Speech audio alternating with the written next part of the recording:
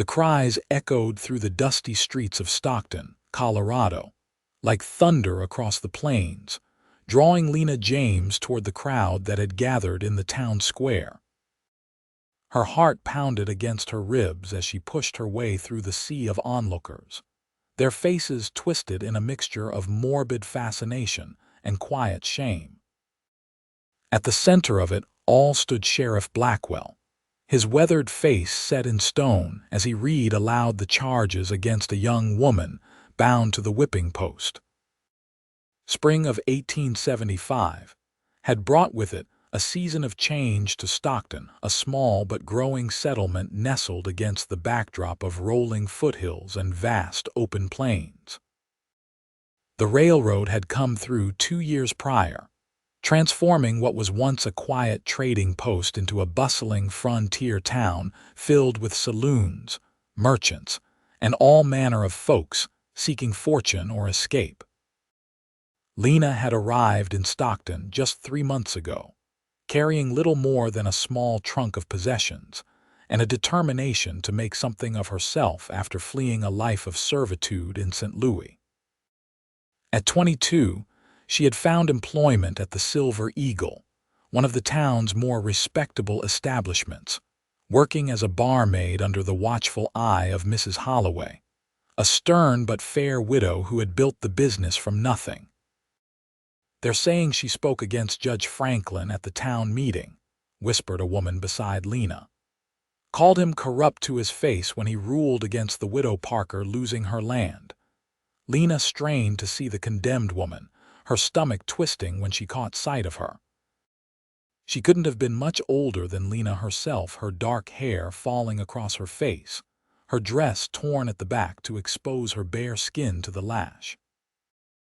10 lashes for public slander and disturbance of the peace, Sheriff Blackwell announced, his voice carrying across the square like a death knell.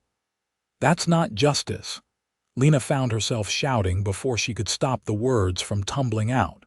She spoke the truth. "Everyone knows the judge took bribes to rule against the widow." A hush fell over the crowd as all eyes turned toward her. Sheriff Blackwell's gaze narrowed, his hand resting on the handle of his bullwhip. "Seems we have another one eager for correction," he drawled, gesturing toward Lena. "Bring her forward." Rough hands seized her arms, dragging her toward the center of the square despite her struggles. Fear wrapped around her throat like a noose as they pushed her to her knees beside the wooden post. "The law is clear in Stockton," Blackwell announced. "Those who disrespect authority face consequences." As a deputy moved to bind her wrists, a commotion rippled through the crowd. A tall figure pushed his way forward, a man Lena recognized from glimpses around town, but had never spoken to. Dust-covered boots and faded denim marked him as a working man, his face partially shadowed by a wide-brimmed hat. What caught her attention most was the determined set of his jaw and the fire in his eyes as he strode forward. "That's enough, Blackwell." His voice carried across the square, deep and steady. The sheriff turned, his expression darkening. "This doesn't concern you, Dawson. Step back." "Dillon Wakefield," the man corrected, stepping closer, "and I'm making it my concern." Lena watched as Dillon positioned himself between her and the sheriff. His shoulders were broad beneath his worn shirt, his stance unwavering as he faced down the lawman. "You've got no authority here," Blackwell spat. "This woman has insulted the court and will face the same punishment as the other." "No woman will be whipped in this town today," Dillon replied, his voice low but carrying to the edges of the crowd. "Not while I draw breath." The sheriff's face reddened with anger. "Then perhaps you'd like to take her place. The law demands its due." Without hesitation, Dillon removed his hat and handed it to a nearby onlooker. "If someone must be whipped to satisfy your notion of justice, then I'll stand for it." Murmurs rippled through the gathered townspeople. Lena found her voice then, struggling against the deputy's grip. "Don't do this. I'm not worth it." Dillon's eyes met hers briefly. Every person's dignity is worth defending, miss. Sheriff Blackwell seemed to consider the offer, a cruel smile twisting his lips. Very well, Wakefield. 10 lashes. Remove your shirt. The crowd fell silent as Dillon unbuttoned his shirt and handed it to the same bystander holding his hat. Lena couldn't help but notice the scars that already marked his muscular back, evidence that this wasn't the first hardship he'd endured. As the sheriff uncoiled his whip, Dillon stepped forward to the post where the other woman had been bound. A deputy untied her, and she scrambled away, casting a grateful look toward her unexpected savior. Bind him, Blackwell ordered, testing the whip against the ground with a sharp crack that made Lena flinch. Dillon offered his wrists, allowing himself to be secured to the post. His eyes remained fixed ahead, his expression resolute. The first lash came without warning, cutting through the air and striking across Dillon's back. He tensed, but made no sound. Lena cried out for him instead, tears streaming down her face as the second and third blows fell in quick succession. By the fifth strike, blood had begun to seep from the welts crossing his back, but still he remained silent, his jaw clenched against the pain. The crowd watched in a mixture of horror and admiration as the sixth and seventh blows fell. After the eighth lash, Sheriff Blackwell paused, clearly disturbed by Dillon's refusal to cry out. "You're a stubborn fool, Wakefield." Dillon turned his head slightly, meeting the sheriff's gaze. "And you're a coward who whips women to feel powerful." Rage flashed across Blackwell's face as he delivered the ninth blow with extra force. Dillon's body jerked against the restraints, but still, he made no sound. As the sheriff raised his arm for the final lash, a commanding voice cut through the tension. "That's enough." The crowd parted to reveal Judge Morrison, the circuit judge who had arrived just the previous day. Older than the local judge, and with a reputation for fairness, Morrison strode into the circle with the authority of his office evident in every step. "What in God's name is happening here, Sheriff?" he demanded, his weathered face flushed with anger. Blackwell lowered the whip, suddenly less certain. "Administering justice, Your Honor. These individuals spoke against whom?" "Judge Franklin," Morrison interrupted. "The same Judge Franklin who I've come to investigate based on numerous complaints of corruption." He looked around at the crowd, then at Dillon bound to the post, his back streaked with blood. "Release this man immediately," Morrison ordered. "And consider yourself suspended from duty, Sheriff, pending a full investigation." The deputies exchanged glances, then moved to untie Dillon's bonds. As he was freed, he nearly collapsed, but managed to remain standing through sheer will. "No more," Judge Morrison announced to the crowd. "There will be no more public whippings in this town. We are a nation of laws, not brutality." Lena rushed forward as Dillon staggered away from the post, offering her shoulder for support. "You need a doctor," she whispered, feeling his blood seeping into her dress. "My cabin," he managed to say. "North edge of town. Got supplies there." Together they made their way through the dispersing crowd, many of whom stepped forward to offer assistance or words of gratitude. The woman who had been bound before Lena approached them, her eyes filled with tears. "Thank you," she said simply, touching Dillon's arm. "I won't forget what you did today." He nodded, too focused on staying upright to speak further. Lena realized with growing concern that his steps were becoming increasingly unsteady. "Someone help us, please." She called, and immediately 2 men stepped forward to support Dillon's weight. "I've got a wagon," offered one, a bearded man Lena recognized as the blacksmith. "We'll get him home."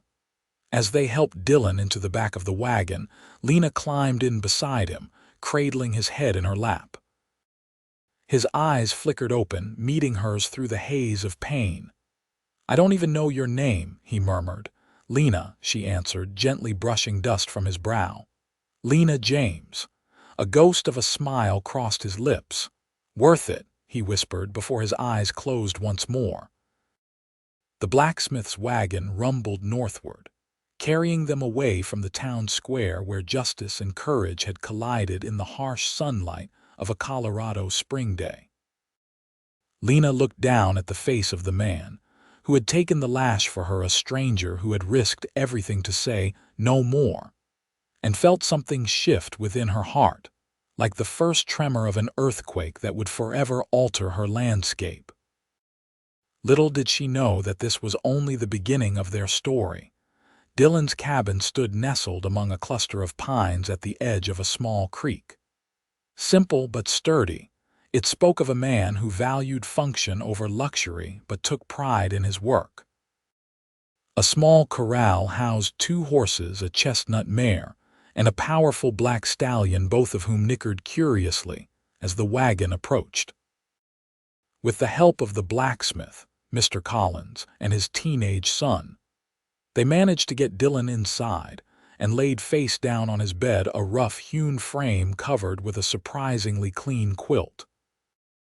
The cabin's interior was tidy and organized, with a stone fireplace, a table with 2 chairs, shelves lined with books, and a few personal belongings arranged with care. "I'll fetch Doc Harris," Collins offered, wiping his brow. "He might be busy with others from town, what with all that commotion, but he'll come."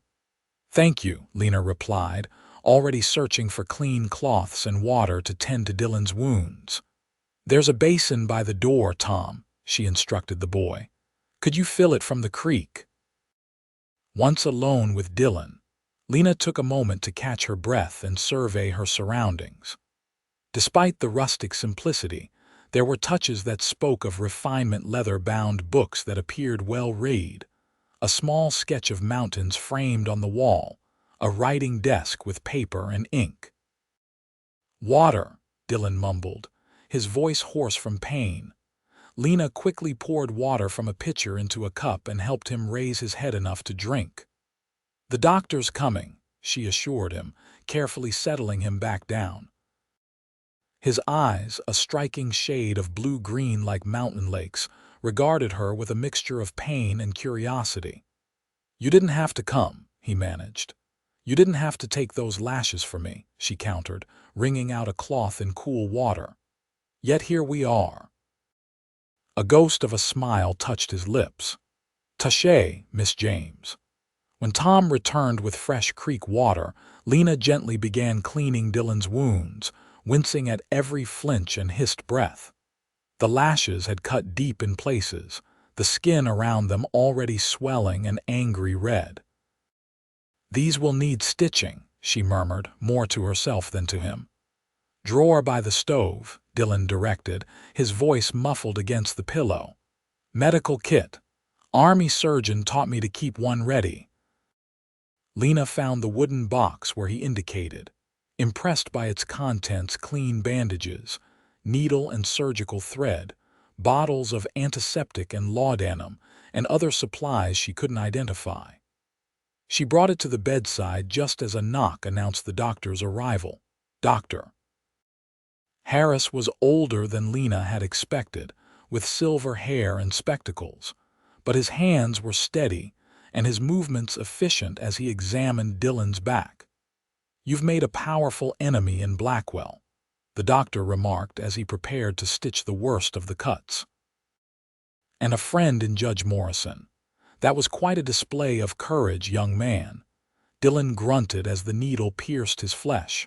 "Not courage, just couldn't stand by." "That's the very definition of courage," Lena interjected, holding Dillon's hand as the doctor worked. She was surprised when his fingers tightened around hers. "The lady's right," Harris agreed, tying off a stitch. "Not many would have done what you did today. This town's been under Blackwell's thumb too long, Franklin too. About time someone stood up to them. What will happen now?"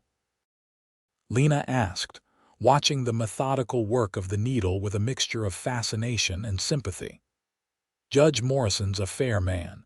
Known him 20 years, Harris replied. He'll clean house if there's corruption to be found. Might need testimony from folks brave enough to speak up. Dillon turned his head slightly to look at Lena. Like you were trying to do. She lowered her eyes.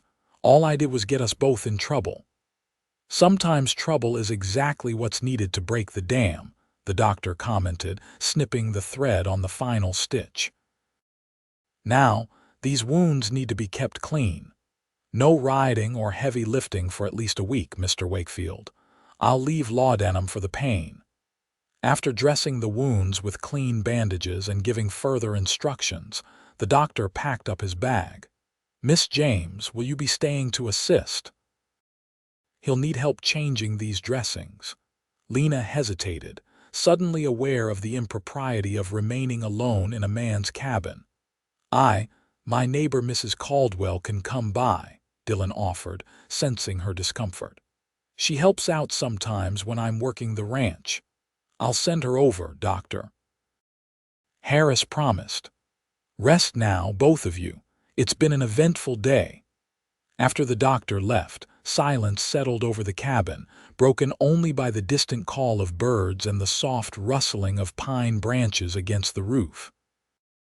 Lena busied herself tidying up the medical supplies, acutely aware of Dillon watching her movements. Thank you, he said finally, his voice stronger than before, for coming here, for helping. She turned to face him, a cloth still in her hands. How could I not? You took a whipping meant for me.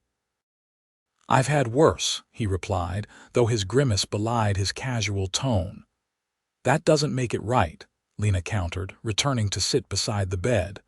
Why did you do it? You don't even know me. Dillon was quiet for so long that Lena thought he might have drifted off to sleep. When he finally spoke, his words were measured as if carefully chosen. My father was a minister in Pennsylvania, taught me that true strength means standing up for those who can't stand for themselves. His eyes, though clouded with pain, held hers steadily. When I saw them dragging you to that post, I just couldn't let it happen. Not again.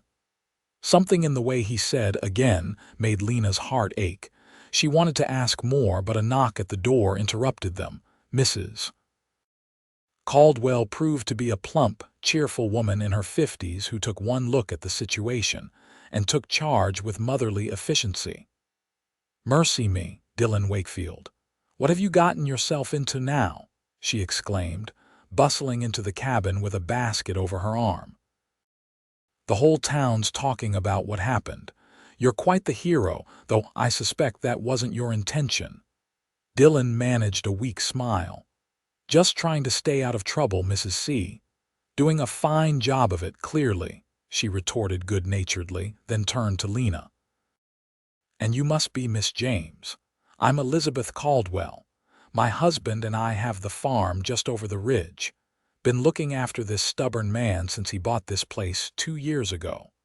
Lena immediately took to the older woman's warm demeanor. It's a pleasure to meet you, Mrs. Caldwell. I was just wondering how I should get back to town. Nonsense, dear. You look exhausted. You'll stay for supper at least. She began unpacking her basket, revealing a container of stew and fresh baked bread. I brought enough for both of you. Figured neither of you would be up to cooking tonight. As Mrs. Caldwell bustled about preparing the meal, Lena felt some of the day's tension begin to ease. The cabin filled with the comforting aroma of hearty stew, and the soothing cadence of the older woman's chatter about her chickens and her husband's ongoing battle with gophers in the vegetable garden. Dillon managed to sit up enough to eat, propped against pillows arranged by Mrs. Caldwell, who fussed over him like a mother hen despite his protests that he was fine. You men are all the same, she scolded. Would claim you're fine with an arrow through your chest. Now eat your stew and be grateful I'm not telling your sister about this. Yet. Lena caught Dillon's grimace at the mention of his sister. She lives nearby, she asked, accepting a bowl of the fragrant stew. Denver, he replied. Married to a banker, she'd be on the next train if she knew. And perhaps she should be, Mrs. Caldwell remarked. Someone needs to talk sense into you. They ate in companionable conversation, with Mrs. Caldwell filling most of the silence with town news and gentle interrogation of Lena about her background. Lena shared the simplified version of her story, orphaned young, raised by an aunt in St. Louis, seeking independence and opportunity out west after her aunt's passing. "And you work at the Silver Eagle," Mrs. Caldwell confirmed. "Ida Holloway runs a decent establishment at least, not like some of those saloons in town." "Mrs. Holloway has been very kind," Lena agreed. "I should probably get back before she worries." "My husband will be along shortly with the wagon to take you," Mrs. Caldwell assured her. "He had to finish the evening milking." As if summoned by mention, another knock came at the door, but when Mrs.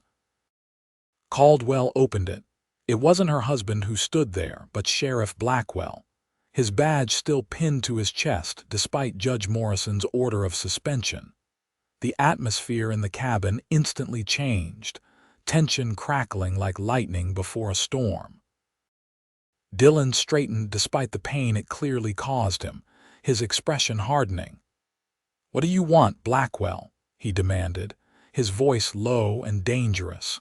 The sheriff's gaze swept the cabin, lingering on Lena before settling on Dillon.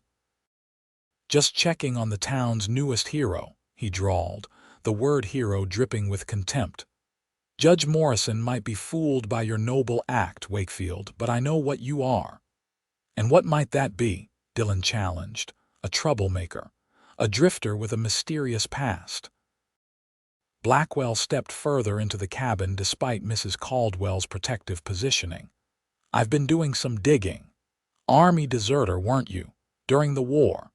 Lena saw Dillon's jaw tighten, a muscle flickering beneath the skin, but his gaze never wavered. "You should leave, Sheriff, Mrs. Caldwell stated firmly. "Judge Morrison suspended you and Mr. Wakefield needs rest." Blackwell ignored her, his attention fixed on Dillon. "This isn't over. Judge Morrison won't be here forever, and when he leaves..." He let the threat hang in the air. "Is that all?" Dillon asked, his voice steady despite the tension evident in every line of his body. The sheriff's gaze shifted to Lena. "You do well to choose your company more carefully, Miss James. Reputation is everything for a young woman in a town like this." Before anyone could respond, a new figure appeared in the doorway. Mr. Caldwell, a sturdy man with a weathered face and capable hands that now held a shotgun, not pointed at the sheriff but present nonetheless. "Evening, Sheriff," he said pleasantly. "Seems you're just leaving." Blackwell's eyes narrowed at the implied threat, but he was outnumbered. With a final venomous glance at Dillon, he adjusted his hat. "Evening, folks. Remember what I said." After he departed, Mrs. Caldwell closed the door firmly behind him. "That man is poison," she declared. "Has been since he came to town 3 years ago." "He's dangerous," Dillon amended, easing himself back against the pillows, lines of pain etching his face. "And he doesn't make idle threats." Lena found herself trembling slightly, the sheriff's words echoing in her mind. "What did he mean about your past?" Dillon's expression closed off, and for a moment Lena thought he wouldn't answer. Then he sighed, running a hand through his hair. "I served in the Union Army, infantry, after Gettysburg." He paused, something dark flashing across his features. "Let's just say I saw things that changed me, made me question orders. When they wanted us to burn civilian homes, I refused, walked away. Some call that desertion." "That's not the whole story," Mrs. Caldwell interjected softly, "but it's Dillon's to tell when he's ready." She turned to her husband. "Thomas, we should get Miss James back to town before it gets any later." Grateful for the older woman's sensitivity, Lena gathered her things. At the door, she paused, looking back at Dillon. "Will you be all right?" she asked, surprised by how much the answer mattered to her. His eyes met hers across the cabin, something unspoken passing between them. "I heal quick," he replied, "but I'd welcome a visit if you're inclined." The simple invitation sent an unexpected warmth through her. "I'll come tomorrow if Mrs. Holloway can spare me." "I'll bring her myself after church," Mrs. Caldwell offered. "Ida owes me a favor anyway." As the Caldwell's wagon carried her back toward town, Lena found her thoughts returning to Dillon, to his courage, to the mysteries of his past, and to the intensity in his eyes when they met hers. In the space of a single day, her world had been upended. Yet somehow, sitting beside this stranger as he suffered for her sake, she'd felt more at home than she had in years. The stars spread across the Colorado sky in a brilliant tapestry, and for the first time since arriving in Stockton, Lena felt as though she might have found something worth staying for. Stockton looked different to Lena the next morning, as if the previous day's events had shifted something fundamental in the town's character. She arrived early for her shift at the Silver Eagle, helping to clean the main room before the establishment opened for the day's business. Mrs. Holloway found her polishing glasses behind the bar, her movements mechanical as her mind remained at a small cabin on the northern edge of town. "You're 1,000 miles away this morning," the older woman observed, her shrewd eyes missing nothing. "Something to do with yesterday's excitement, I'd wager." Lena's hand stilled. "You heard about what happened?" "Everyone heard," Mrs. Holloway replied, arranging bottles on a shelf. "Not every day a man steps forward to take a whipping meant for someone else. Especially not for a woman he doesn't even know." She paused, giving Lena a significant look. "That Wakefield fellow must be either very noble or very foolish." "Perhaps a bit of both," Lena admitted, a small smile touching her lips. Mrs. Holloway studied her for a moment. "You like him?" It wasn't a question, and Lena felt heat rise to her cheeks. "I'm grateful to him. I don't really know him well enough to." The tavern owner's expression remained skeptical. "Well, in any case, Elizabeth Caldwell came by earlier, said she'd be bringing you out to check on him after church. I told her I could spare you for the afternoon." Surprised by this generosity, Lena looked up. "Thank you, Mrs. Holloway. I want to make sure he's recovering. The doctor said his wounds need tending." "I'm sure they do," Mrs. Holloway replied dryly. "Just mind yourself, Lena. Dillon Wakefield has a reputation as a loner for a reason. Been in these parts 2 years and keeps mostly to himself, except for the Caldwells. Raises good horses, I hear, but there's talk about his past." "People talk about everyone in small towns," Lena countered, remembering Dillon's brief explanation about his military service. Mrs. Holloway's lips quirked in a rare smile. "That they do, sometimes even accurately." She patted Lena's hand. "Just be careful with that heart of yours. It's a fine quality to see the best in people, but it can lead to disappointment." Before Lena could respond, the front door opened, and Judge Morrison entered, removing his hat as he stepped inside. Though the Silver Eagle didn't typically open until noon, Mrs. Holloway greeted him warmly. "Judge Morrison, what a pleasant surprise. Coffee?" "That would be most welcome, thank you," he replied, taking a seat at a table near the bar. His gaze fell on Lena, recognition dawning in his eyes. "Ah, Miss James, isn't it? I'm glad to see you recovered from yesterday's ordeal." Lena nodded respectfully. "Thanks to your intervention, Your Honor." Mrs. Holloway raised an eyebrow but busied herself preparing coffee while Lena approached the judge's table. "How is Mr. Wakefield faring?" Morrison inquired, genuine concern in his voice. "Dr. Harris says he'll recover with rest," Lena replied. "I'll be visiting him this afternoon to check on him." The judge nodded approvingly. "Good, good.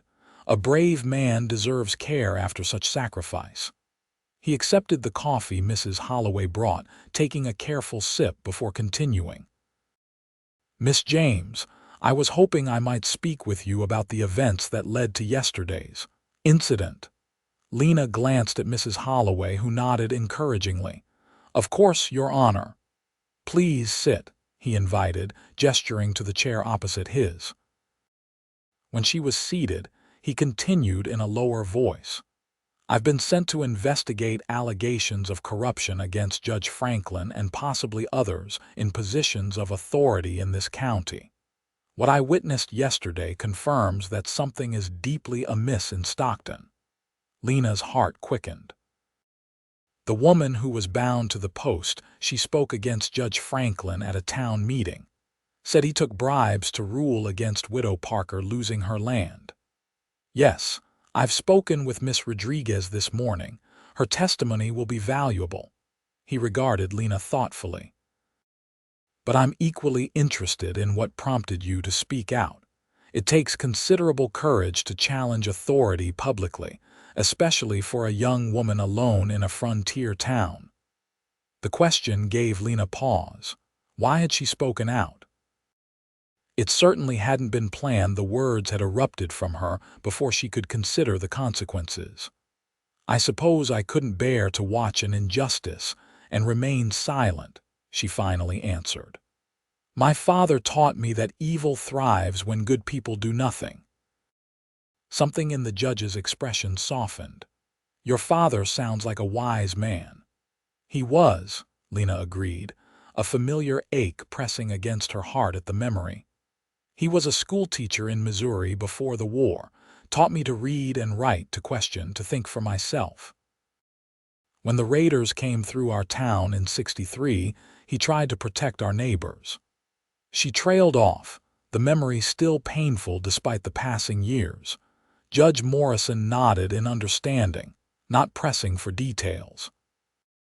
Would you be willing to provide formal testimony about what you've observed since arriving in Stockton? Any instances of Judge Franklin or Sheriff Blackwell abusing their authority? Lena thought of the sheriff's threatening presence in Dillon's cabin, of the cruelty in his eyes as he'd brought the whip down on Dillon's back, of the whispers she'd heard from patrons about land deals gone suspiciously wrong. Yes, Your Honor, I would. Excellent. The judge finished his coffee and set the cup down with a decisive click. I'll be holding a formal inquiry beginning tomorrow at the town hall, 10 in the morning if you can be there. She'll be there, Mrs. Holloway interjected, having listened quietly to their conversation. And so will I. I've seen my share of Blackwell's bullying and Franklin's so-called justice these past few years. Judge Morrison smiled. I was hoping you'd say that, Ida. The more respectable witnesses, the better our chances of cleaning up this town. He rose, placing coins on the table for the coffee. Ladies, I look forward to seeing you tomorrow. Please extend the invitation to Mr. Wakefield as well, if his condition allows. After the judge departed, Mrs. Holloway fixed Lena with a searching look. You didn't tell me you were planning to testify against the most powerful men in the county. Lena flushed. I wasn't planning to until just now. Well, Mrs. Holloway sighed, if you're determined to continue speaking out, at least you've got the judge on your side this time. She picked up the coffee cup and coins, and for what it's worth, I think your father would be proud. The unexpected kindness brought a lump to Lena's throat. Thank you, Mrs. Holloway. The older woman waved away her gratitude. Now finish those glasses. Sunday crowds will be here before we know it, and I suspect they'll be extra thirsty for news as well as whiskey today. The morning passed in a flurry of activity, as the Silver Eagle filled with its usual Sunday patrons, mostly men stopping in after church services let out, though a few of the town's more progressive wives accompanied their husbands. The main topic of conversation, as Mrs. Holloway had predicted, was the previous day's confrontation and the arrival of Judge Morrison. Lena worked steadily, serving drinks and modest Sunday meals, all the while aware of the curious glances and whispered conversations that followed her movements.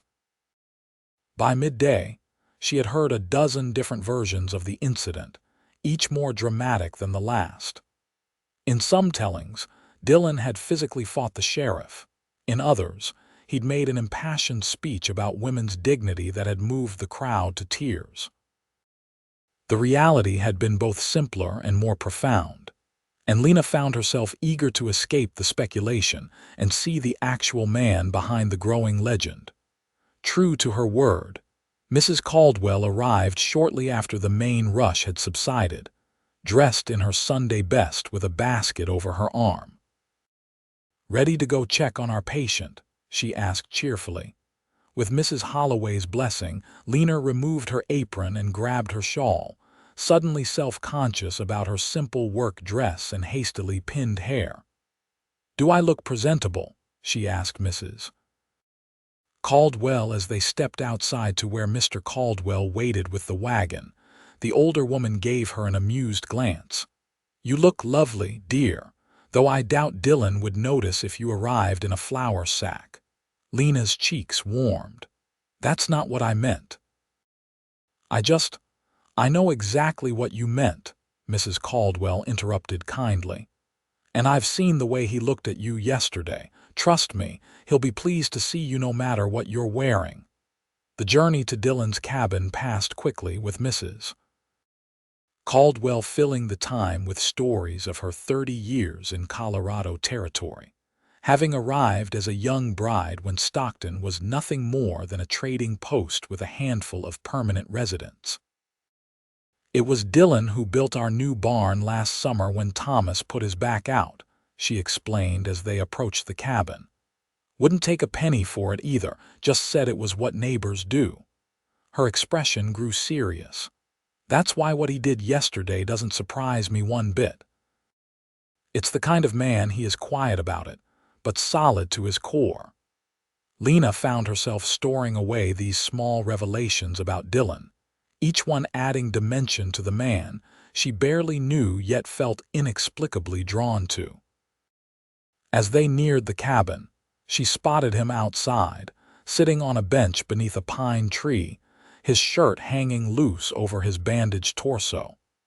He appeared to be whittling something, his hands moving with careful precision despite his injuries. Hearing the wagon approach, he looked up, setting aside his work when he recognized the visitors. "You shouldn't be up," Mrs. Caldwell chided as Mr. Caldwell brought the wagon to a stop. Dillon rose slowly, moving with deliberate care that betrayed his discomfort. "Cabin was too confining," he explained, his eyes finding Lena's as she stepped down from the wagon. "Miss James, you came." "I said I would," she replied, struck by how the sunlight caught in his hair, bringing out hints of auburn in the brown.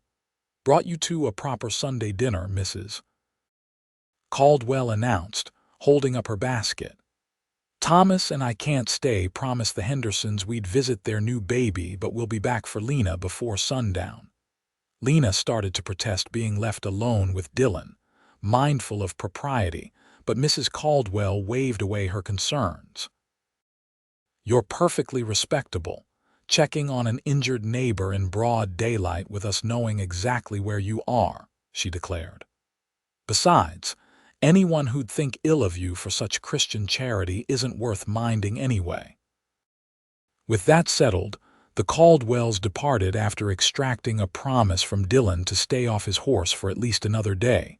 Left alone with him, Lena suddenly felt unaccountably shy. "How are you feeling?" she asked, noting the tight lines around his eyes that spoke of pain controlled but not conquered. "Better than yesterday," he answered, gesturing toward the cabin door. "Shall we go in? I can manage to be a proper host despite appearances." Inside, the cabin was neater than she remembered, evidence that he'd been up and moving despite doctor's orders. She set Mrs. Caldwell's basket on the table and turned to find him watching her with an intensity that sent a flicker of warmth through her. "You shouldn't be cleaning," she admonished gently. "You'll tear your stitches." A half smile lifted one corner of his mouth. "Never been good at sitting still." Well, you'll need to learn, she replied, taking charge of the basket's contents. Sit down and let me see your back. I promise, doctor. Harris, I'd check the bandages. To her surprise, he complied without argument, carefully removing his shirt and turning so she could examine the dressings. The bandages showed spots of seepage, but nothing alarming. As she carefully peeled them back to check the wounds beneath, she couldn't help but notice the older scars that mapped his skin, evidence of a life harder than his quiet demeanor suggested. These seemed to be healing well, she observed, applying the fresh salve. Doctor Harris had left and readdressing the wounds with clean bandages from Dillon's medical kit. Though you're lucky they're not infected, what with you refusing to rest properly? Had a good nurse, he replied, his voice softer than before. Her hands stilled momentarily at the compliment before resuming their work. Judge Morrison came to the Silver Eagle this morning, she said, changing the subject. He's holding an inquiry tomorrow about Judge Franklin and Sheriff Blackwell. He asked if you'd testify. She felt him tense beneath her fingers. Did he now? You don't have to, she added quickly. I know you prefer to keep to yourself, and after what you've already done, I'll be there, he interrupted, turning slightly to look at her over his shoulder. Some things are worth speaking up for, even if it invites trouble. The echo of her own thoughts from the previous day caught her by surprise. That's what I told the judge when he asked why I spoke out yesterday, that I couldn't watch an injustice and stay silent. His eyes, when they met hers, held a warmth that made her breath catch. We have that in common, it seems. The moment stretched between them, charged with something Lena wasn't ready to name. She busied herself with securing the last of the bandages, then moved away to arrange Mrs. Caldwell's dinner on the table, a hearty stew, fresh bread, and an apple pie that filled the cabin with its tempting aroma. Mrs. Caldwell is determined to fatten you up, it seems, she remarked, grateful for the distraction of practical tasks. Dillon carefully pulled his shirt back on. She's been trying since I bought this place. Claims I'm too lean for Colorado winters. They settled at the table, and Lena found herself relaxing as they shared the meal. Conversation flowed more easily than she'd expected, ranging from town gossip to their respective journeys to Colorado. Dillon spoke of his time after the war, working cattle drives in Texas, before saving enough to buy his small horse ranch. Lena shared stories of her childhood in Missouri and her dreams of someday opening a small school. You'd make a fine teacher, he observed, watching her animate expression as she described her love of books. Got the patience for it, I'd wager, and the passion. Perhaps someday, she replied. For now, I'm grateful to have worked at the Silver Eagle. Mrs. Holloway's been very kind. Ida's a good woman, Dillon agreed. Known her since I came to Stockton. She keeps a respectable house, treats her girls fairly. Lena hesitated, then asked the question that had been on her mind since the previous day. Why did you really do it? Take the lash for me. Dillon set down his fork, considering his answer. When I was in the Army, I saw a lot of cruelty passed off as discipline or justice, men with power using it because they could, not because it was right. His eyes took on a distant quality, as if seeing something beyond the cabin walls. After Gettysburg, our regiment was assigned to control a small town in Pennsylvania where there were suspected Confederate sympathizers. The colonel ordered us to make examples of anyone who spoke against the Union occupation.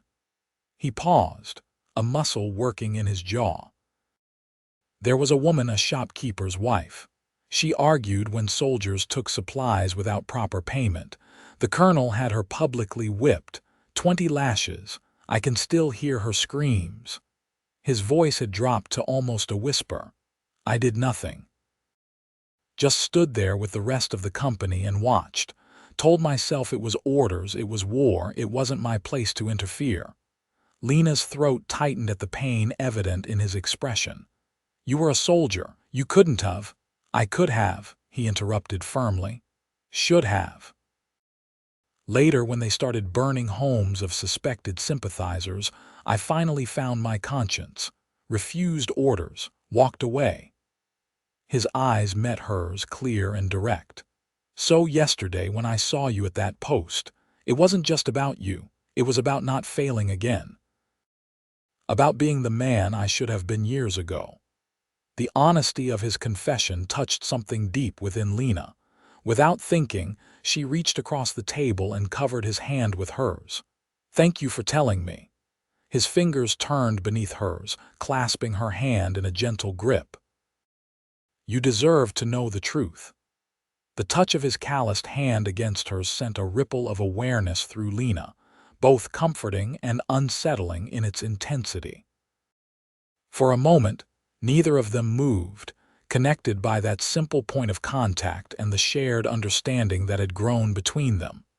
A bird's call outside broke the spell, and Lena gently withdrew her hand, suddenly conscious of how forward she'd been. "We should finish eating before Mrs. Caldwell's efforts go to waste," she suggested, her voice not quite steady. They returned to their meal, the conversation turning to lighter topics, but something had shifted between them, a deepening of connection that neither acknowledged directly but both felt keenly. By the time they'd finished the apple pie, the afternoon sunlight was slanting through the cabin windows, casting long shadows across the plank floor. "I should help you clean up before the Caldwells return," Lena said, rising to gather the dishes. Dillon stood as well, moving carefully to avoid straining his injuries. "Leave them. I'll manage later." "Nonsense," she replied firmly. "You need to rest, and I'm perfectly capable of washing a few dishes." He watched her with a bemused expression, as she filled a basin with water from the pump by the sink and set about cleaning their meal things. "You're as stubborn as Mrs. Caldwell." "I'll take that as a compliment," Lena retorted, glancing over her shoulder with a smile that came more naturally than she'd expected. As she worked, Dillon settled in a chair by the fireplace, picking up the piece of wood he'd been whittling earlier. His hands moved with surprising grace for a man of his size and strength, the knife shaving away delicate curls to reveal the form hidden within the wood. "What are you making?" she asked, drying the last plate and setting it on the shelf. He held it up, a small horse taking shape, its lines fluid and lifelike despite being only partially complete. "Just passing time. Started carving during long watches in the army. Found it settles the mind."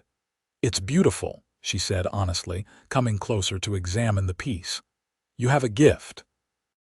A hint of color touched his cheekbones at the praise. "It's just practice. Been doing it long enough."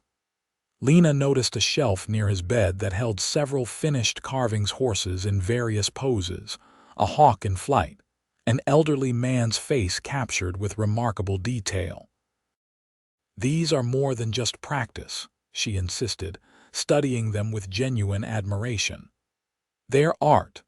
Before he could respond, the sound of an approaching wagon announced the Caldwells' return.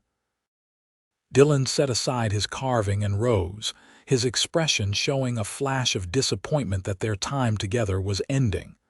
"Will you be at the inquiry tomorrow?" he asked as they moved toward the door. "Yes," Lena answered. 10 o'clock at the town hall." He nodded, then reached for something on a hook by the door, a worn leather jacket. "It gets cool in that hall. Bring this." "I couldn't, please," he insisted, pressing it into her hands. "It would ease my mind to know you're warm enough." The simple concern touched her deeply. She accepted the jacket with a nod, aware of Mrs. Caldwell's knowing smile as she approached the cabin. "Everything all right here?" the older woman asked, though her tone suggested she already knew the answer. "Mr. Wakefield has been a perfect gentleman," Lena assured her, finding herself reluctant to leave despite propriety demanding it. Never doubted it for a minute, Mrs. Caldwell replied. Thomas is waiting with the wagon. We should get you back before dark. Lena turned to Dillon, suddenly unsure of the proper farewell after the afternoon they'd shared. He solved the dilemma by offering his hand, which she took gratefully. Thank you for the company, Miss James, he said formally, though his eyes conveyed something warmer. And for tending to my injuries. It was the least I could do, she replied, aware of his hand enfolding hers, warm and strong despite his weakened state. As she climbed into the Caldwell's wagon moments later, Dillon's jacket folded carefully over her arm, Lena couldn't help glancing back at the solitary figure standing in the cabin doorway. He raised a hand in farewell, a gesture she returned before the wagon pulled away, carrying her back toward town and tomorrow's reckoning.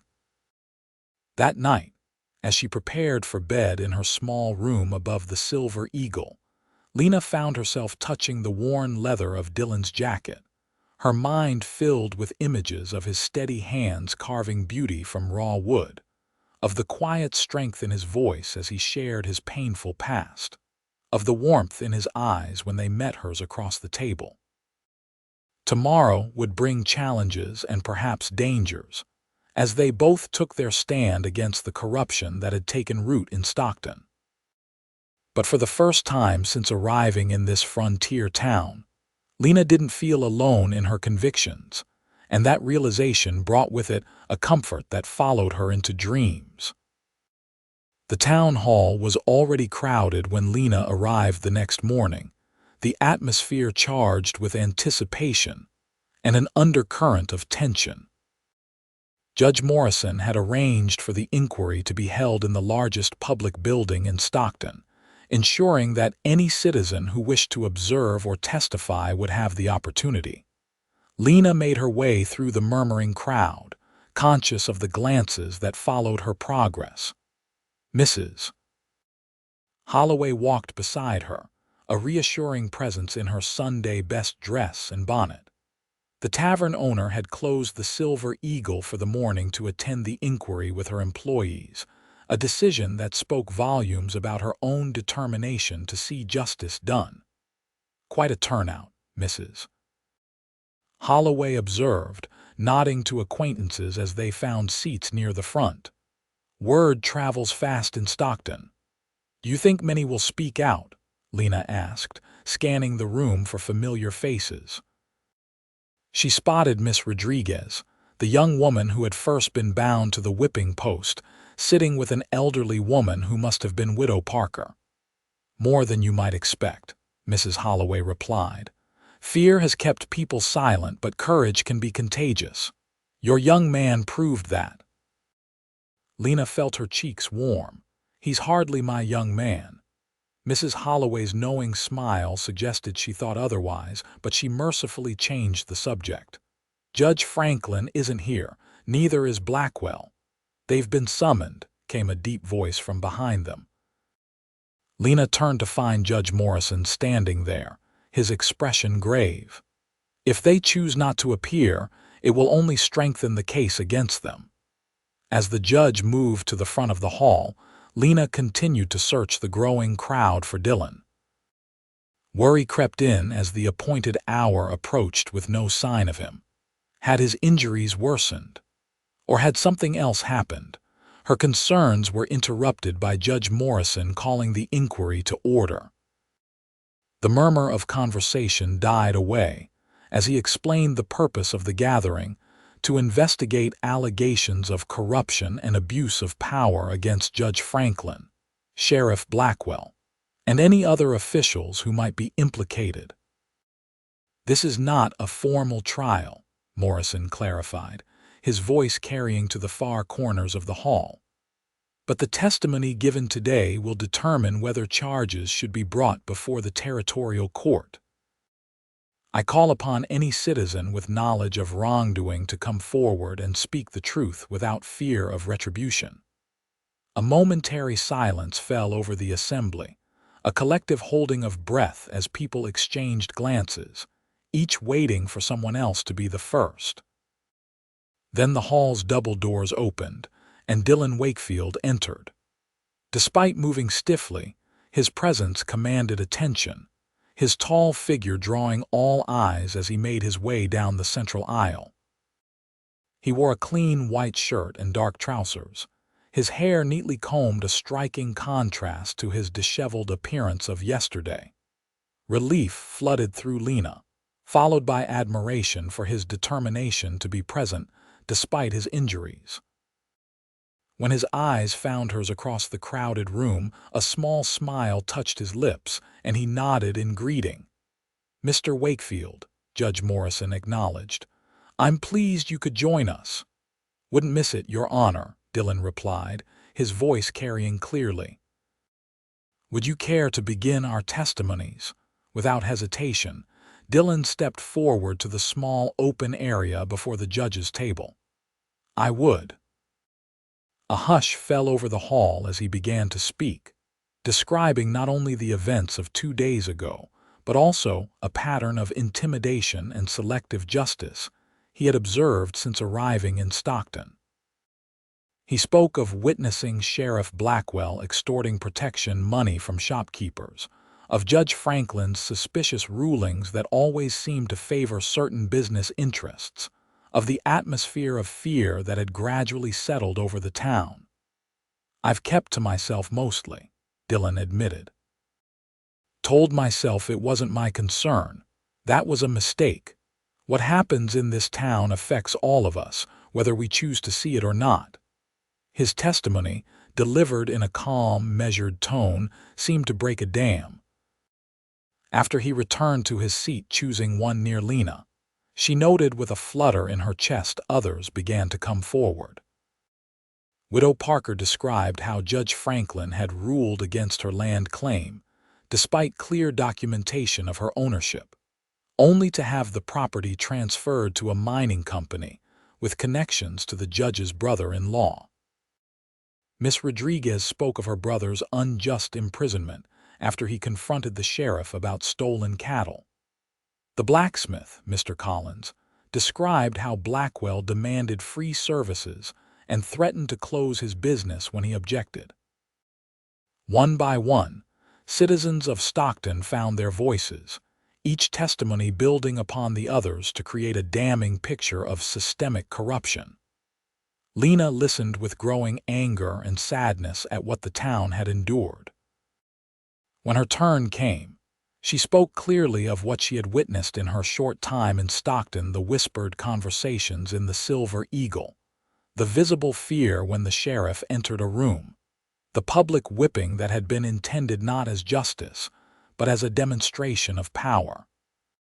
"This isn't the America my father fought for," she concluded, her voice steady despite her racing heart.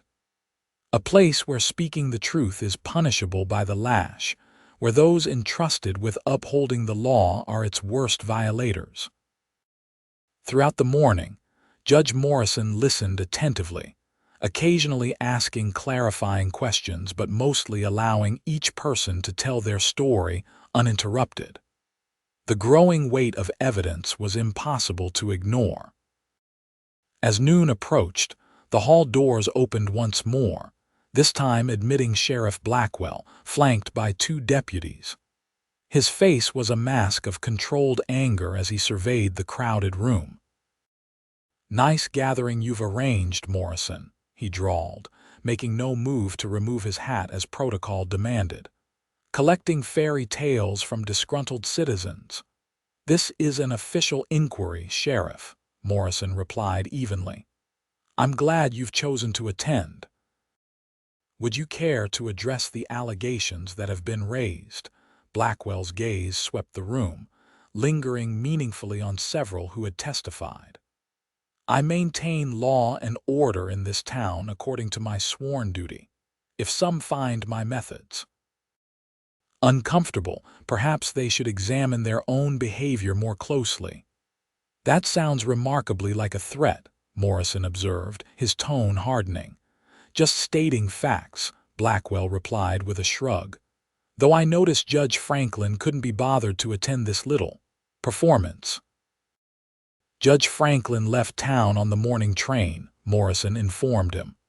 Rather suddenly, according to the station master. Would you know anything about that? A flicker of surprise crossed Blackwell's face before he could mask it. Can't say I do. Interesting, Morrison mused. I've received a telegram from Denver confirming that certain financial irregularities in the county records have been discovered. Records that both you and Judge Franklin had access to. For the first time, Blackwell's composure slipped, his hand instinctively moving toward his gun. The movement wasn't lost on Judge Morrison or the two U.S. Marshals who had been quietly seated at the back of the hall and now rose to their feet. I'd advise against any rash actions, Sheriff, Morrison cautioned. Based on the testimony heard today and evidence already collected, I am officially suspending you from duty pending a formal investigation. Please surrender your badge and weapon to Marshal Reynolds. Blackwell's face darkened with rage, his eyes finding Dillon in the crowd. This is your doing, Wakefield. You'll regret it. The only regret here is that it took this long for justice to find you, Dillon replied steadily. For a tense moment, it seemed Blackwell might resist. Then, with a contemptuous gesture, he unpinned his badge and dropped it on the floor rather than handing it over. The marshal stepped forward, holding out his hand for Blackwell's gun belt. This isn't over, Blackwell muttered as he reluctantly unbuckled his weapon. On the contrary, Morrison replied. For your reign in Stockton, it most certainly is. As the marshals escorted Blackwell from the hall, a collective exhalation seemed to pass through the crowd, followed by a ripple of conversation that grew into excited discussion. Judge Morrison had to call repeatedly for order before the noise subsided. Citizens of Stockton, he announced, I commend your courage in coming forward today. The territorial governor will be appointing an interim sheriff and judge until proper elections can be held. In the meantime, I urge you all to remember that justice is not just the responsibility of those who wear badges or sit on benches. It belongs to each of you, every day. With those words, the formal inquiry concluded, though many remained in the hall, discussing the morning's events and their implications for the town's future. Lena found herself surrounded by well-wishers, many thanking her for being among the first to speak out. When she finally made her way through the crowd to where Dillon stood near the side exit, she found him in conversation with Judge Morrison. The older man smiled at her approach. Miss James, excellent testimony today. You have a gift for clear, persuasive speech. Thank you, Your Honor, she replied, conscious of Dillon's approving gaze. I was just telling Mr. Wakefield that the governor is looking for men of integrity to serve as peace officers in this region. I believe his actions have demonstrated the kind of moral courage such a position requires. Dillon shook his head. I appreciate the thought, Judge, but I'm a rancher, not a lawman. Consider it, at least, Morrison urged. Stockton needs leaders who stand for what's right, not what's expedient. With a tip of his hat to Lena, he moved on to speak with other citizens. Once they were alone, as much as two people could be in a crowded hall, Dillon's expression softened as he looked at her. You did well today, spoke true and clear. As did you, she replied, noticing the lines of pain around his eyes that suggested his presence had cost him. How are you feeling? Truly, been better, he admitted. Been worse, too. His gaze traveled over her face as if memorizing its features. Worth it to see Blackwell finally face consequences.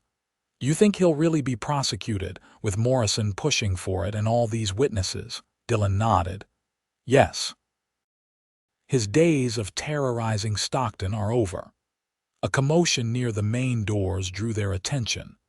Mrs. Caldwell was making her way toward them, her expression urgent. Dillon, your place, she gasped, out of breath from hurrying. Smoke rising from the north ridge. Thomas rode to check when we saw it from our farm." Alarm flashed across Dillon's face. "The horses, Thomas will do what he can," Mrs. Caldwell assured him, "but you should come quickly." Without hesitation, Dillon headed for the exit, his injuries seemingly forgotten in his concern. Lena followed, catching his arm. "I'm coming with you," she stated, leaving no room for argument. He looked as if he might protest, then nodded sharply. "My wagon's outside." They hurried through town, Mrs.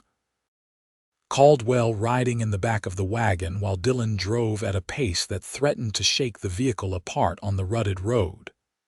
Lena clung to the seat beside him, her heart pounding with fear at what they might find. As they crested the final ridge before Dillon's property, the sight that greeted them confirmed their worst fears. Smoke billowed from the cabin, flames visible through what remained of the roof. The nearby stable appeared untouched, with Mr. Caldwell visible in the corral, keeping the agitated horses contained. "Blackwell," Dillon growled, urging the team faster down the slope. "But he was in custody," Lena protested. "His deputies weren't," Mrs. Caldwell pointed out grimly. "And they're just as loyal to him as they are to the law, maybe more so." By the time they reached the cabin, the structure was beyond saving. Dillon leapt from the wagon, his face a mask of controlled fury as he surveyed the destruction of his home. Mr. Caldwell approached, his expression grim. "Found this by the back door," he said, holding out a sheriff's deputy badge. "Dropped in the dirt. Tracks of 3 horses heading west." Dillon took the badge, his knuckles white around the metal star. "Kate's," he said, identifying the owner by the distinctive notch in one corner. "Blackwell's right hand." "The animals are safe," Mr. Caldwell continued, placing a consoling hand on Dillon's shoulder. "Got here just as they were riding off. Couldn't catch them, but managed to get the horses out of the stable before they could set that alight too." Lena approached Dillon cautiously, her heart breaking at the devastation written across his features. Beyond the loss of the structure itself, she knew the cabin had contained all his personal possessions, his carvings, the books that had surprised her with their variety and number. "I'm so sorry," she said softly, touching his arm. He looked down at her, his expression shifting from anger to something more complex as their eyes met. "Things can be rebuilt," he said finally. "Could have been worse." "You'll stay with us tonight," Mrs. Caldwell declared, brooking no argument. "The barn loft is clean and comfortable. Tomorrow we can salvage what we can and make plans." As the cabin continued to burn, collapsing in on itself in a shower of sparks, they focused on ensuring the horses were calm and checking the surrounding area for any other damage. Lena worked alongside the others, her dress soon smudged with soot and dirt, but she barely noticed, determined to be useful in whatever way she could. By sunset, the fire had burned itself out, leaving only the stone chimney standing amid blackened timbers and ash. They had managed to recover a few items from the periphery of the destruction: Dillon's saddle and tack that had been in the stable, a trunk that had been only partially burned, containing some clothes and personal papers. As they prepared to leave for the Caldwell's farm, Dillon stood for a long moment contemplating the ruins of his home. Lena approached him, standing silently by his side as the last light faded from the western sky. "I keep thinking about my books," he said finally. "Foolish with everything else lost, but—" "It's not foolish," she assured him. "Books are more than just objects." He glanced down at her, a ghost of a smile touching his lips despite the circumstances. "You understand that, I do." She hesitated, then added, "Whatever you need to rebuild, to replace what was lost, you won't face it alone." His expression softened, and he reached out to gently brush a smudge of soot from her cheek, his touch lingering longer than necessary. "Thank you, Lena." It was the first time he had used her given name, and the intimacy of it sent a warmth through her despite the desolation surrounding them. "We should go," he said after a moment. "The Caldwells are waiting."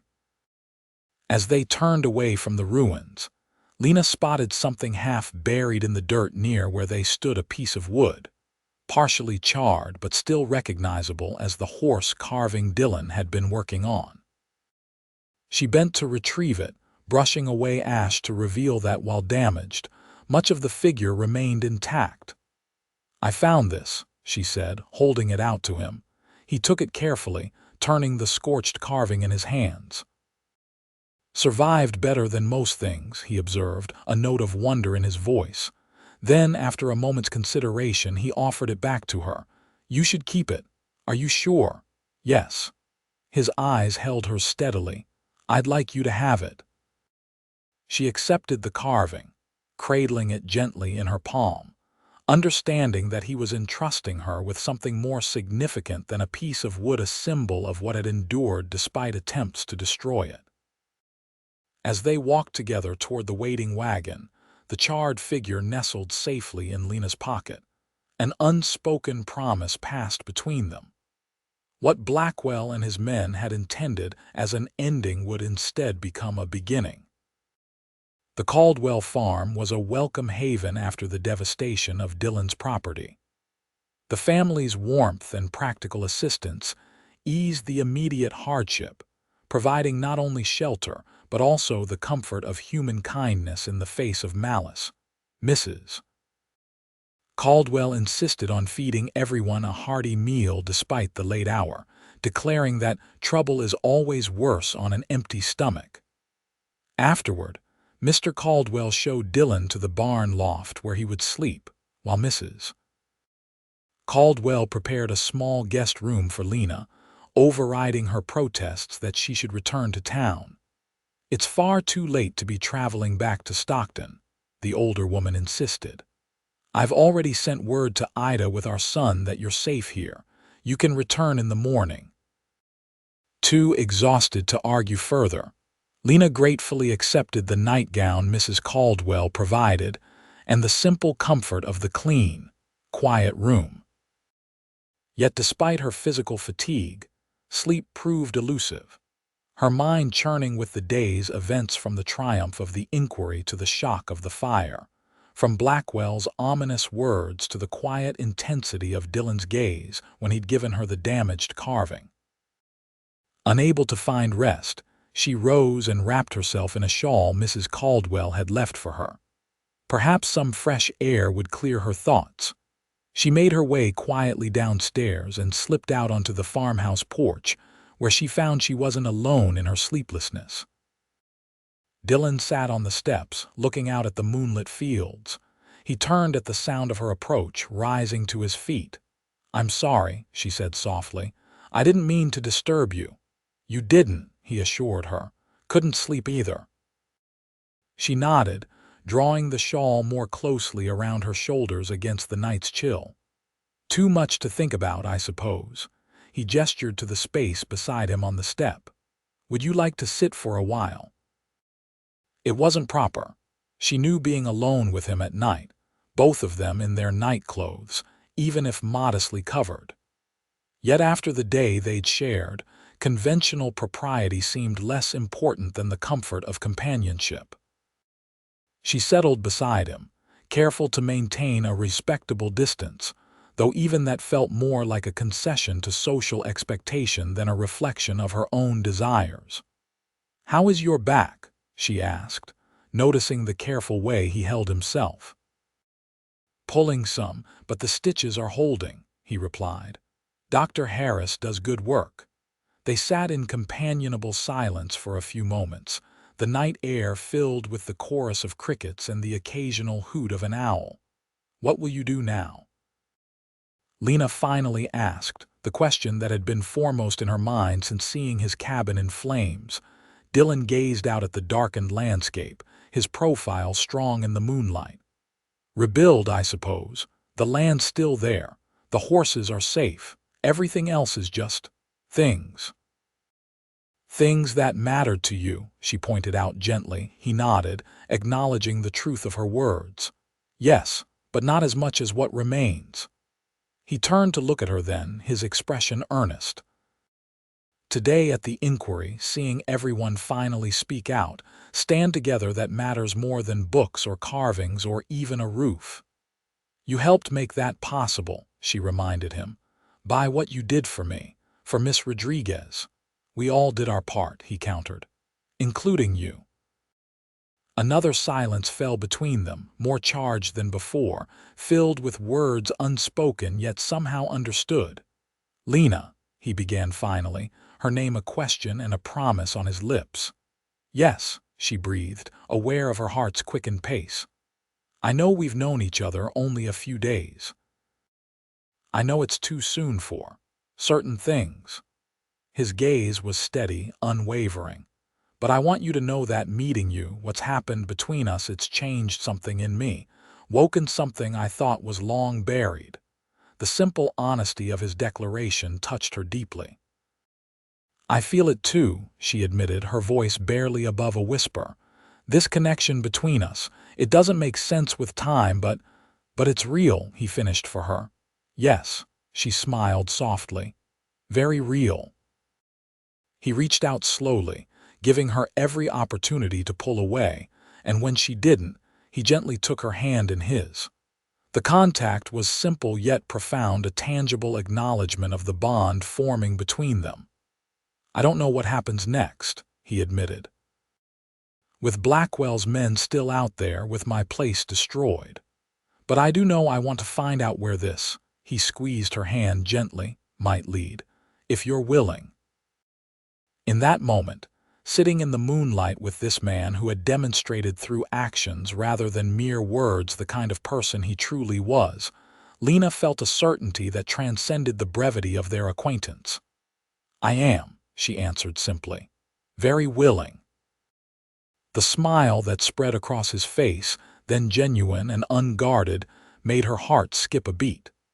They sat together in the peaceful night, hands joined, sharing a silence that held more meaning than 1,000 words could have conveyed. Eventually, the chill of the night air and awareness of propriety prompted them to reluctantly part ways. At the farmhouse door, Dillon raised her hand to his lips in a gesture both respectful and filled with promise. "Good night, Lena James," he murmured. "Good night, Dillon Wakefield," she replied, her smile lingering long after she had returned to her room and finally drifted into peaceful sleep. The following morning brought clear skies and practical concerns. Over a breakfast of eggs, bacon, and Mrs. Caldwell's fresh bread, they discussed immediate plans. The deputy marshal came by at dawn, Mr. Caldwell informed them. Said they've got search parties out looking for Blackwell's men, but no sign of them yet. They'll have headed for the mountains, Dillon predicted. Plenty of places to hide up there. What about Blackwell himself? Lena asked, accepting the coffee Mrs. Caldwell poured. Under guard at the county jail in Denver, Mr. Caldwell replied. Judge Morrison isn't taking any chances with him escaping justice this time.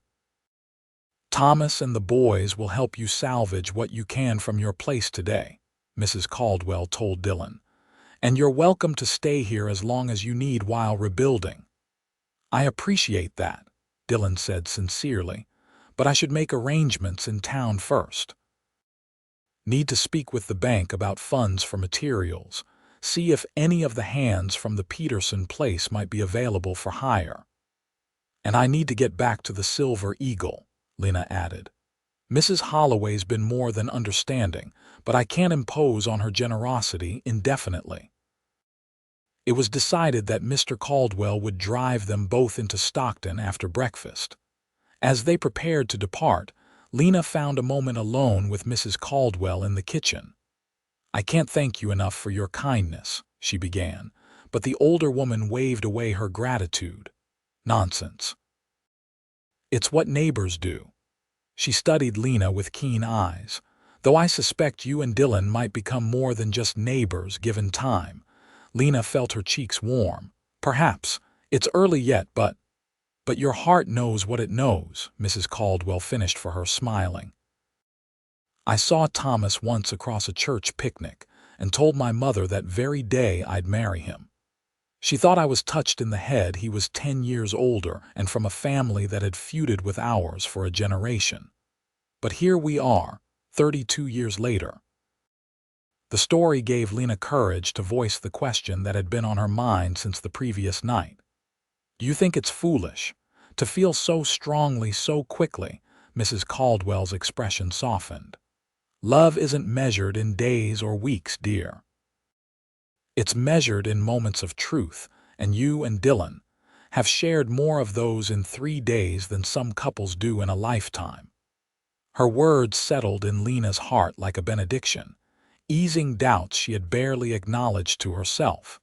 The journey into Stockton revealed a town transformed.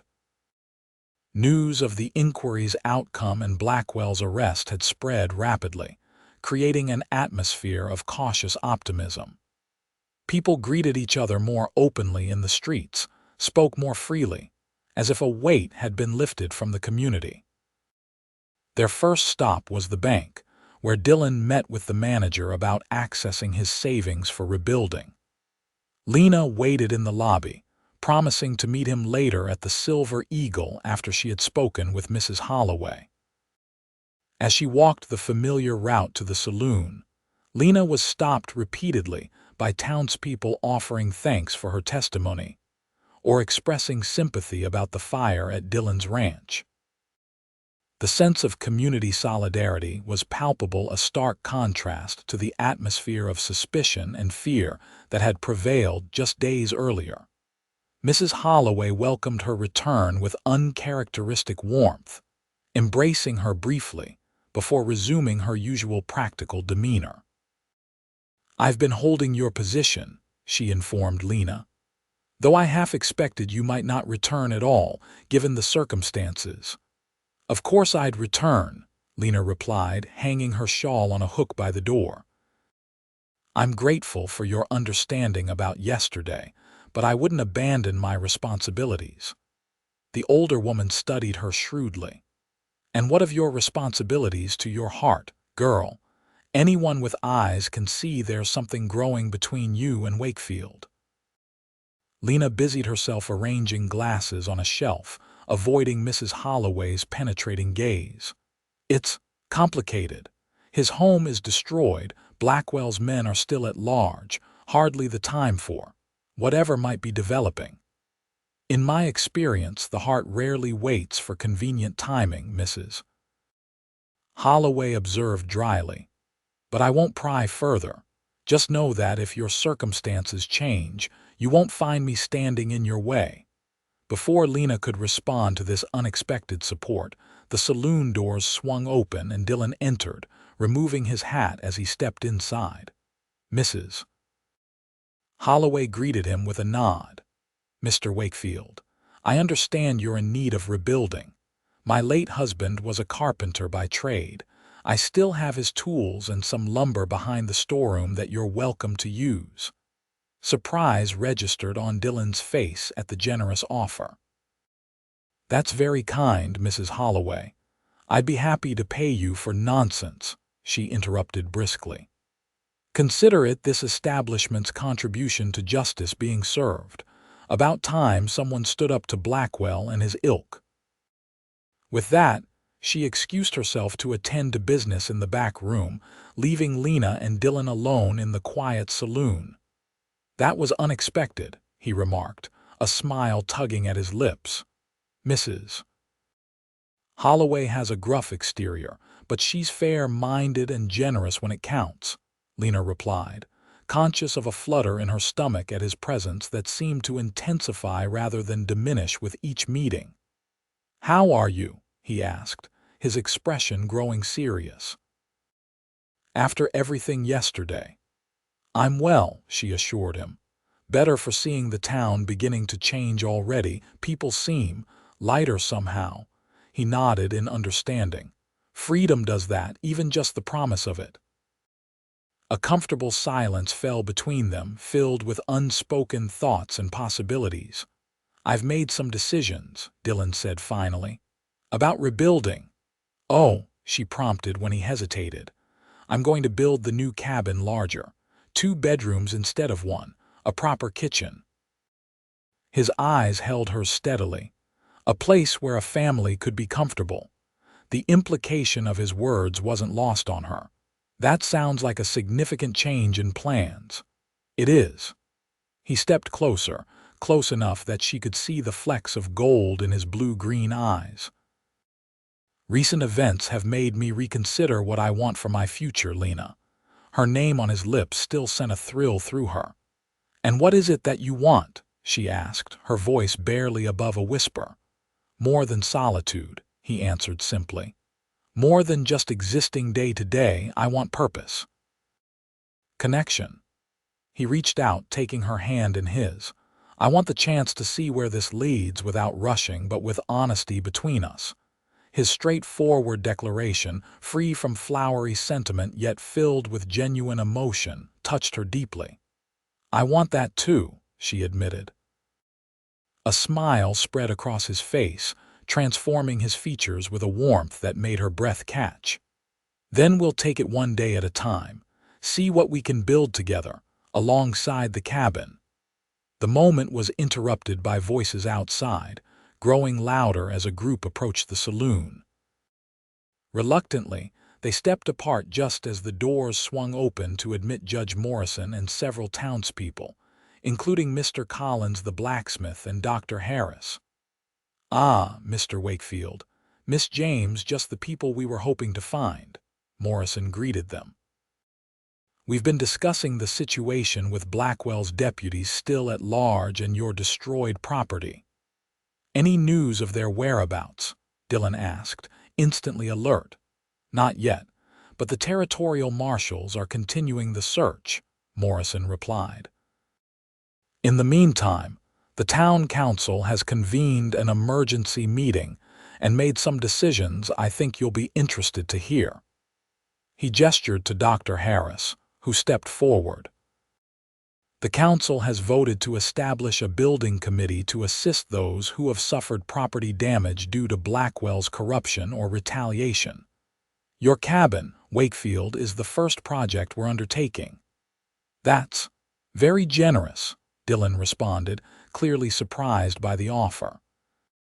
"It's the least we can do," Collins the blacksmith added. "Many of us stood by too long while Blackwell and Franklin abused their power. Time we stood together as a community." Judge Morrison nodded in agreement. "Additionally, the territorial governor has approved my recommendation for an interim sheriff until elections can be held." He fixed Dillon with a meaningful look. "The position is yours if you'll accept it, Mr. Wakefield." A stunned silence followed the offer. Lena watched Dillon's face as he processed the unexpected proposal, his expression shifting from surprise to thoughtful consideration. "I'm not a lawman by training," he said finally. "No," Morrison agreed. "But you've demonstrated the qualities that matter most in the role: courage, integrity, and a commitment to justice, regardless of personal cost. The technical aspects can be taught." Dillon's gaze found Lena's, a silent question in his eyes. Understanding what he was asking, she gave him a small nod of encouragement. "I'll need to think about it," he told Morrison. "It's not a responsibility to take lightly." "Of course," the judge replied. "The building committee will proceed regardless of your decision about the sheriff's position. We'll meet tomorrow morning at your property to assess needs and begin planning." After further discussion of logistics and a round of drinks on the house, insisted upon by Mrs. Holloway, who had returned to find her establishment suddenly functioning as an informal town hall, the group dispersed, leaving Lena and Dillon once again in a quiet moment. "Sheriff Wakefield," she mused, testing the sound of it. "It has a certain ring to it, does it?" He asked, watching her carefully. "What do you think, honestly?" She considered the question with the seriousness it deserved. I think you'd be excellent at it. You have the right temperament, firm but fair, calm under pressure." She smiled softly. "And you've already demonstrated a willingness to stand between danger and those who need protection." "It would mean staying in Stockton permanently," he pointed out, "putting down real roots here." "Is that not what you wanted?" "It is," he confirmed, "more so now than ever before." The look he gave her left no doubt about one of his reasons for wanting to remain. Their conversation was interrupted by Mrs. Holloway calling for Lena's assistance as the first regular customers of the day began to arrive. With a promise to continue their discussion later, Dillon departed, leaving Lena to her duties with a heart fuller than it had been in years. The following weeks unfolded in a flurry of activity and change. True to their word, the townspeople rallied around the project of rebuilding Dillon's cabin, transforming what could have been months of solitary labor into a community endeavor completed in remarkable time. Men arrived with wagons of lumber, tools, and willing hands. Women organized meals for the workers and gathered household goods to replace what had been lost in the fire. Children collected stones for the new fireplace foundation and helped with smaller tasks within their capabilities. Dillon, after careful consideration and several long conversations with Lena during evening walks along the creek, accepted the position of interim sheriff.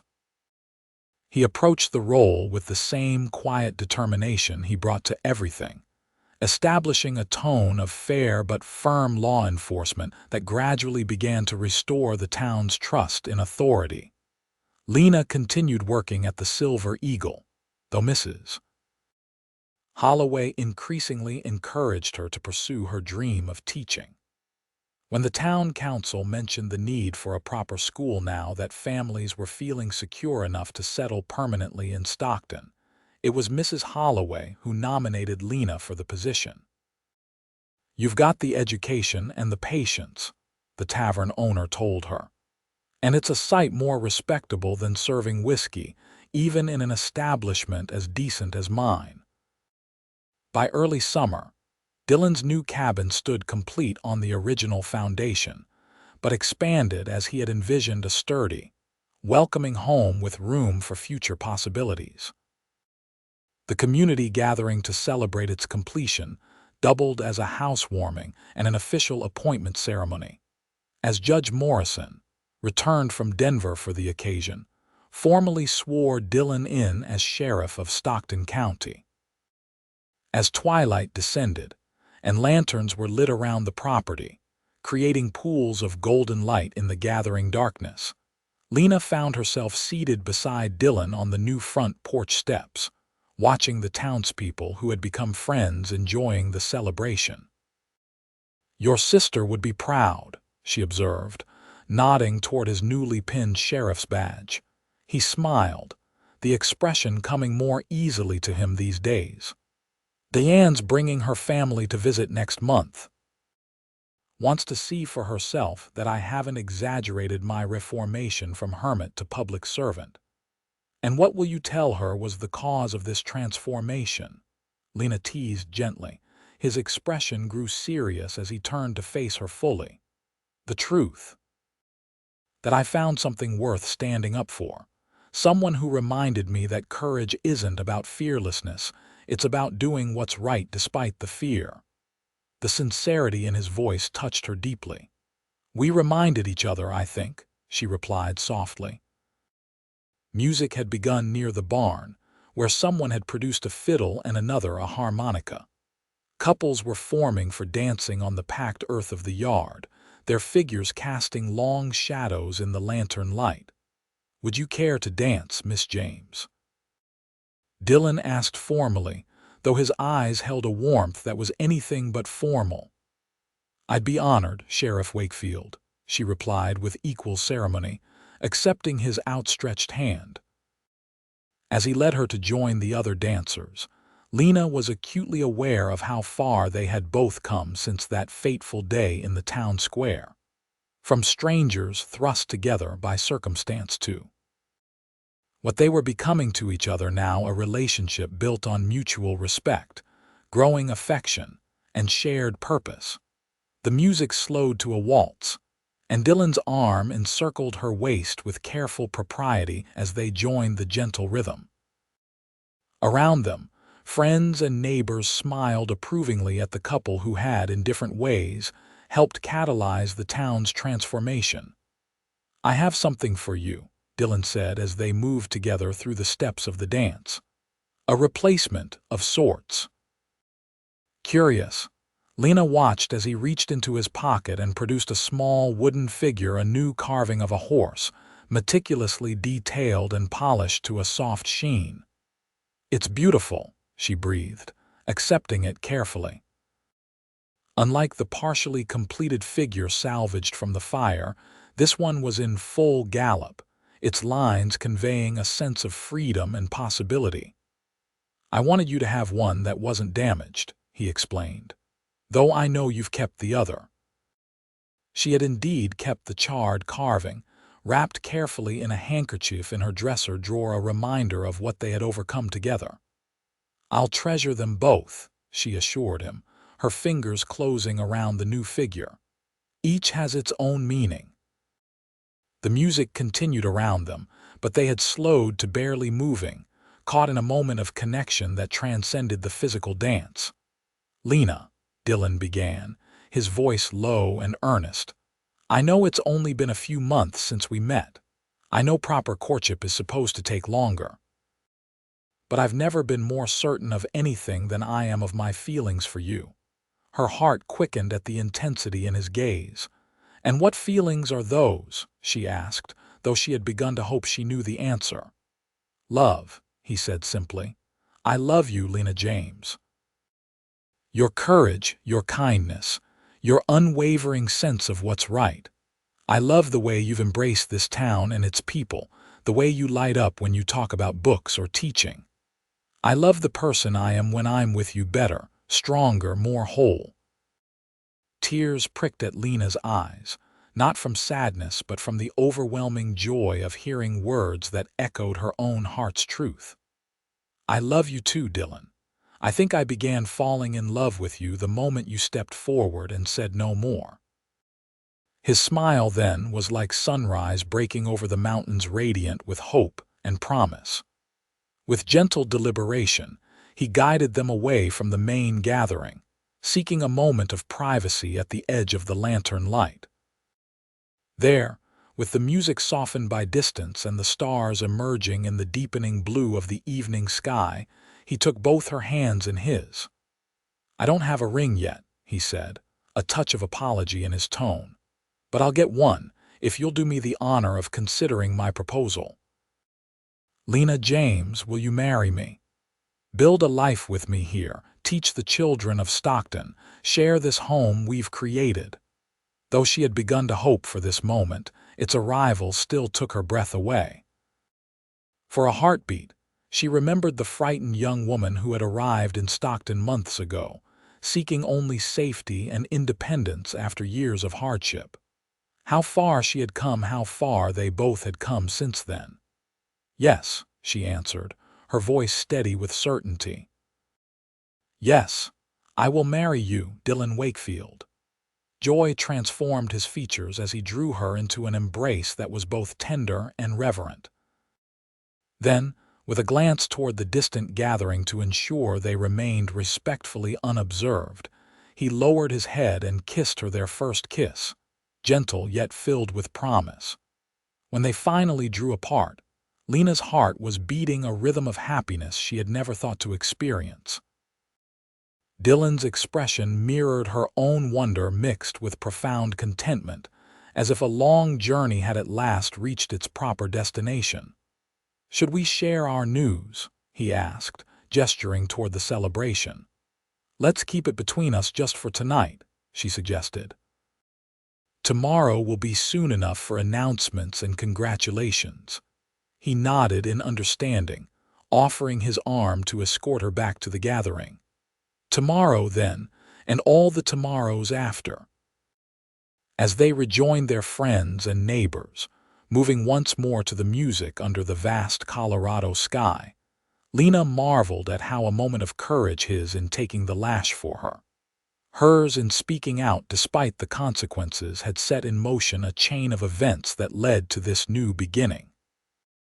In standing against injustice together, they had not only helped free a town from corruption, but had also found in each other the kind of love that transforms mere existence into a life, fully lived, a love born of courage, nurtured by respect, and promising a future limited only by the horizons of their shared dreams.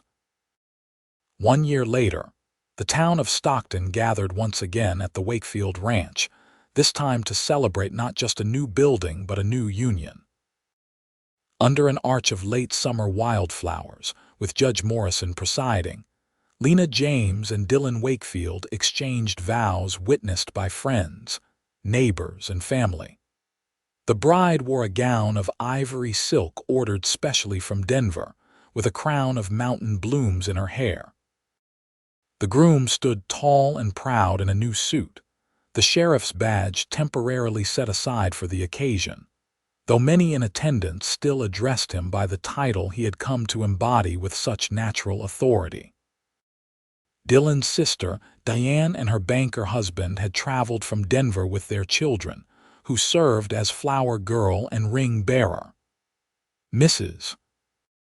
Holloway, who had become something of a surrogate mother to Lena, wept openly during the ceremony despite her previous claims that she wasn't the sentimental type. The Caldwells beamed with the satisfaction of matchmakers whose work had exceeded all expectations. In the year since their engagement, much had changed in Stockton. The school Lena had established now boasted 28 pupils and plans for expansion. Dillon had won the official election for sheriff by an overwhelming majority, his quiet effectiveness having earned the trust of even the most skeptical citizens. The town itself had grown, attracting new settlers drawn by reports of fair governance and community solidarity. As for Blackwell, he had been convicted of multiple counts of corruption, extortion, and abuse of authority. His sentence of 15 years in the territorial prison had brought a sense of closure to those who had suffered under his regime. His deputies, eventually captured in the mountains, had received lesser sentences but would likewise face years of imprisonment for their roles in the corruption and for the arson of Dillon's property. The wedding celebration extended well into the evening, with tables laden with food contributed by what seemed like every household in the county, music provided by local talent, and dancing that continued under lanterns and stars. As the night deepened and guests began to depart with warm wishes for the newlyweds, Dillon led Lena away from the dwindling festivities toward a small rise behind their home. Hand in hand, they climbed to the crest, where a single bench had been placed facing west toward the mountains. "I come here sometimes," Dillon explained as they settled on the bench, "when I need to remember why we do what we do, why standing up matters." Lena leaned against him, content in the solid warmth of his presence. "And do you find your answers?" "Every time," he confirmed, his arm encircling her waist. "From up here, you can see how much bigger the world is than any one person's fears or ambitions. Makes doing the right thing seem less like a choice and more like the only sensible option." She smiled, recognizing the quiet wisdom that had first drawn her to him. "My philosopher sheriff." "Only with you," he replied, pressing a kiss to her temple. "Only ever with you." They sat in companionable silence as the last light faded from the western sky, the mountains becoming silhouettes against the darkening horizon. In that peaceful moment, with the sounds of distant laughter and music floating up from their homestead, Lena felt a profound sense of rightness, as if all the hardships and choices that had led her to Stockton, to that fateful day in the town square, to this man beside her, had been guiding her toward exactly where she was meant to be. "Do you ever think about how differently things might have turned out?" she asked softly. "If you hadn't stepped forward that day," Dillon considered the question thoughtfully. "Sometimes. But then, I remember something my father used to say, that the most important crossroads in our lives often don't announce themselves with signposts. We only recognize them looking back." "Your father was a wise man," Lena observed. "He was," Dillon agreed. "He would have liked you immensely. Probably would have quoted scripture about finding a wife of noble character." She laughed softly. "And what would your mother have said?" "That I was the luckiest man in Colorado territory," he replied without hesitation, turning to face her fully. In the fading light, his eyes held a depth of emotion that still had the power to take her breath away.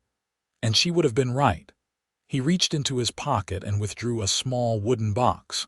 "I have something for you, a wedding gift." Curious, Lena accepted the box and opened it carefully. Inside, nestled on a bed of velvet, lay a delicate silver locket. When she opened it, she found two miniature portraits, one of Dillon and one of herself, painted with remarkable skill. "It's beautiful," she breathed. "But how?" "Deanne's husband has a friend who's an artist in Denver," he explained. "I sent him that photograph we had taken when we announced our engagement." Lena touched the locket reverently, then turned so Dillon could fasten it around her neck. The silver felt cool against her skin, a tangible symbol of their union that she could carry with her always. "I have something for you too," she admitted, reaching into a hidden pocket of her wedding gown. "Though it can't compare to this." She placed in his palm a small object wrapped in silk. When he unwrapped it, he found the charred horse carving from the fire, now mounted on a polished wooden base with a small silver plaque inscribed with the words, "No more the beginning." Dillon's expression softened as he traced the inscription with his fingertip. "Our beginning," he murmured. "The day everything changed," she agreed. "When one man's courage started a ripple that became a wave." "It wasn't just me," he reminded her gently. "You spoke first. You risked everything to stand for truth." "Perhaps we found our courage together," she suggested, leaning in to brush her lips against his in a kiss that held all the promise of their shared future. As they made their way back down the hill toward their home, their real home now, filled with books and carvings, and the simple treasures of a life being built together, Lena thought of all the children she would teach in the years to come. The stories she would tell them about courage and justice and love. And central to those stories would be the day a soft-spoken rancher stepped forward in a town square, looked tyranny in the eye, and simply said, "No more." Perhaps, she reflected, that was the truest gift they could offer the future of Stockton, not just the school or the fair enforcement of law, but the living example of what it meant to stand for what was right, regardless of the cost. To demonstrate through their lives that speaking out against injustice was not just a duty, but a seed from which unexpected blessings could grow. As they reached the porch of their home, now quiet as the last guests had departed, Dillon paused, turning to face her in the gentle light spilling through the windows. "Welcome home, Mrs. Wakefield," he said softly, his voice carrying all the warmth and promise that the simple phrase contained. Lena smiled up at her husband, her heart full of gratitude for the journey that had brought them here and anticipation for all that was yet to come. "Home," she agreed, the word both an acknowledgement of place and a recognition of the deeper truth they had discovered together. That home was not merely a structure of wood and stone, but the courage to stand for what was right, the strength to face whatever came, and the love that transformed two separate paths into a single, shared journey forward.